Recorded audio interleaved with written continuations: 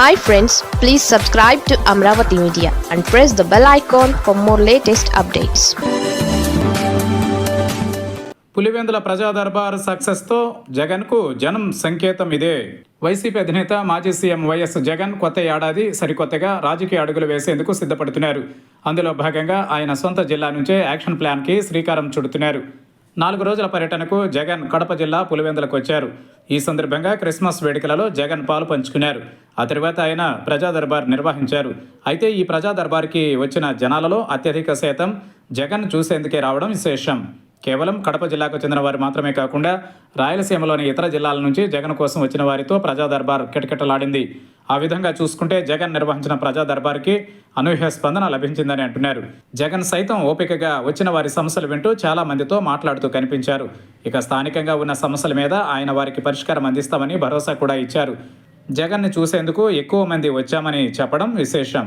మరి జగన్ని ఎందుకు చూడాలని అనుకుంటున్నారు అంటే ఆయన గత 5 ఏళ్లుగా జనంలోకి రాలేదని విమర్శలున్నాయి. ఆయన సీఎం కాగానే తాడేపల్లి క్యాంప్ ఆఫీస్కే పరిమితం అయిపోయారు అని అంటున్నారు. గతంలో జగన్ అయితే జనంలోనే ఉండేవారు.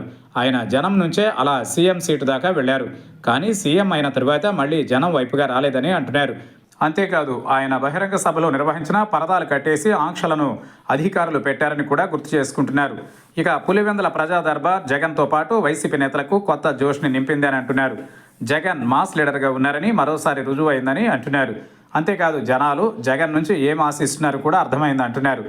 జగన్ తరచూ జనంలోకి రావడం ద్వారా వారితో మమేకమైతే చాలు అన్నది ఎక్కువ మందిలో కనిపిస్తున్న విషయంగా అని అంటున్నారు. ఆ విధంగా ప్రజా దర్బార్ జగన్తో పాటు వైసీపీ నేతలకు కొత్త సంకేతాలు ఇచ్చిందని అంటున్నారు. మరోవైపు చూస్తే జనవరి చివరి వారం నుంచి జగన్ జనంలోకి రానున్నారు. ఆయన వారంలో 2 రోజుల పాటు ఆయా జిల్లాల కేడర్తో ప్రత్యేకంగా సమావేశమవుతారని చెబుతున్నారు. పార్టీని గ్రౌండ్ లెవెల్ దాకా తీసుకుని పోవాలని, పటిష్టం చేయాలని తలపోస్తున్నారు. అదే సమయంలో తన పర్యటనలో సామాన్య జనాలను దగ్గరకు తీయాలని చూస్తున్నారు.